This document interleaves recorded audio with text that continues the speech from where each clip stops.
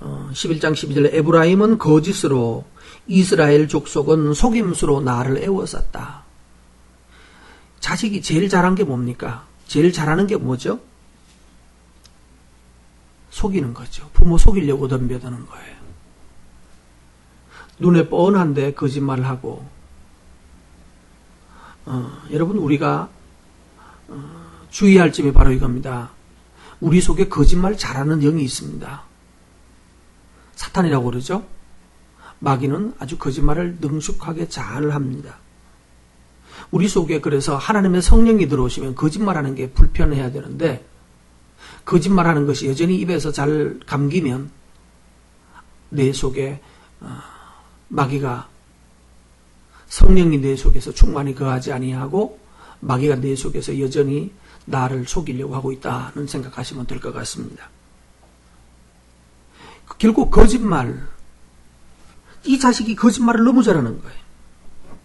12절 말씀, 에브라임은 바람을 먹고 동풍을 따라가서 결국 종일 거짓과 포악을 한다고 그랬죠. 그러면서 아수르와 계약을 맺고 기름을 애굽에 보낸다.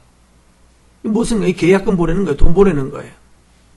결국 거짓말에 거짓말을 연하여 하는 야곱이 원래 이름이 뭐였죠? 그래서 하나님이 3절에 보면 야곱에 대해서 얘기합니다. 원래 그 야곱과 에서의 야곱입니다. 야곱은 모태 나올 때부터 형의 발 뒤꿈치를 잡았죠.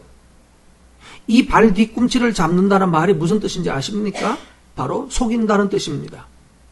뱃속에서부터 뭐 하겠다? 뱃속에서부터 속이는 거 했다. 뱃속에서부터 다른 사람, 형하고 경쟁하면서 형을 속여서 인간의 본질 속에, 본성 속에 속이는 본성이 들어있다는 말이에요. 이 속임의 경향성이 들어있어서 끊임없이 속이려고 한다는 말입니다. 그래서 속여서 내가 덕을 보고 있는 거예요. 속여서 내가 뭔가를 해보겠다는.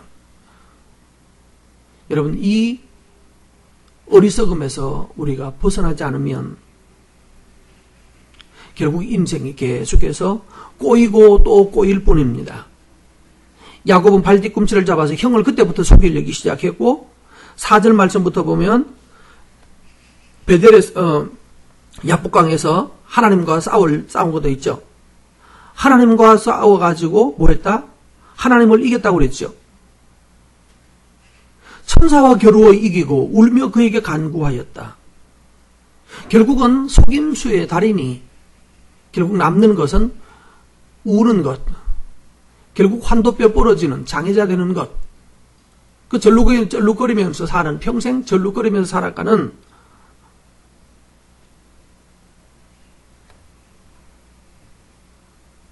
어떻게 해야 됩니까? 6절 말씀에 말합니다. 그러니까 하나님께로 돌아와라. 하나님께로 돌아와라. 인애와 정의를 지켜라. 하나님을 바라라. 우리가 해야 될 일은 바로 여기에 있습니다. 하나님을 바라라.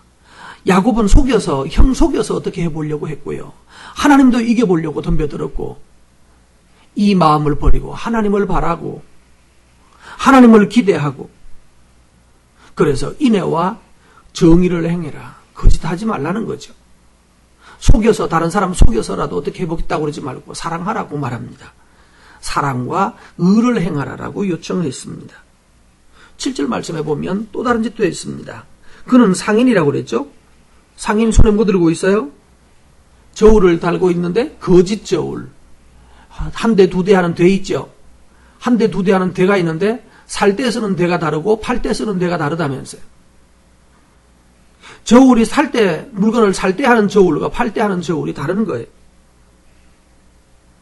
분명히 사올 때는 정상적으로 봉두로 이렇게 멋지게 사왔는데 집에 와서 대보면 그게 툭 들어간단 말이죠. 에브라임이 말하기를 나는 실로 부자라. 내가 재물을 얻었는데 내가 수고한 모든 것 중에 죄라고 할 만한 게 없을 거다 이렇게 말했죠. 불의를 찾아볼 수 없을 것이다. 이게 뭐죠? 거짓말인 거예요. 거짓으로 숱한 거짓말을 해대면서도 나한테 거짓을 찾아볼 수 없을 거다라고 말합니다. 9절 말씀해 보면 그래서 내가 너를 명절날에 하던 것 같이 할 거다라는 말이 뭔가 하면 이제는 집에 못 살고 밖에 나가서 야영 생활을 하게 될 거다 이런 말입니다. 결국 속이려는 사람은 하나님 거하시는 집에 거할 수가 없습니다. 10절 말씀, 하나님은 그동안 뭐 하셨나요? 그런데 선지자를 많이 보냈습니다. 많은 비유를 베풀어서 그들의 거짓됨과 그들의 불의한 것을 계속해서 말씀을 했는데도 불구하고 그들은 뭐합니까? 수송아지로 제사를 드리고 제단은 바디랑가에 쌓인 돌무덤처럼 많다. 하나님이 많이 가르쳤는데도 불구하고 많은 선지자 보냈는데도 그들은 제단은 많이 만들어요. 송아지는 많이 때려잡았어요. 그런데도 불구하고 그들은 의를 행하지는 않더라는 거예요. 예배하는 거하고 의를 하는 거하고는 좀 다른 것 같아요. 그래서 예배도 자기를 위해서 예배하는 사람은 결국은 악을 벗어나지 못해요. 예배를 하면서도. 13절 말씀에 그래서 여호와께서 한 선지자로 이스라엘을 애굽에서 인도하여 내셨고, 모세 얘기하는 것 같습니다. 그렇게 보호를 받았는데도 불구하고 하나님의 에브라임에 대하여서 경노함이 극심했다. 결국은 하나님을 경노하게 만들었다는 뜻입니다. 오늘 우리가 주님 하나님 앞에서 주의해서 해야 될 일이 바로 이런 모습입니다. 다시 돌아오면 우리 속에 거짓이 얼마나 난무하고 있는가, 내 속에 얼마나 거짓이 자라고 있는가 보라. 예배를 잘하면 예배를 많이 드리는 것이 거짓을 벗어나는 것이 아니다. 12절 말씀은 이렇게 사니까 12절을 보십시다. 거짓말 잘하니까 어떻게 되더라? 야곱이 아람들로 도망하여, 그 다음에요, 이스라엘이, 이 같은 야곱입니다. 야곱이 아내 얻으려고 뭐 하더라? 사람을 섬기고 아내 얻기를 위하여 양을 쳤다. 7년씩 그 아내를 얻기 위해서 양이나 먹이고 살아가는 그런 한심한 또는 비참한 삶을 살더라는 뜻입니다. 여러분, 결국 그렇습니다. 속이는 자는 낮아질 뿐입니다. 속이는 자는 스스로 비참해질 뿐입니다. 그러나 반대로 말하면 하나님께 돌아가서 인애와 정의를 지키고 살아가면 하나님께서 이 모든 것을 너희에게 선물로 주신다라고 말했습니다. 오늘 저와 여러분, 하나님께서 우리를 부르고 계시고 우리의 아버지시라는 사실을 알고 하나님을 바라고 하나님께로 돌아가서 의를 행하고 사랑하며 살면 하나님이 이 모든 아름다운 것들로 우리에게 채워주실 것입니다.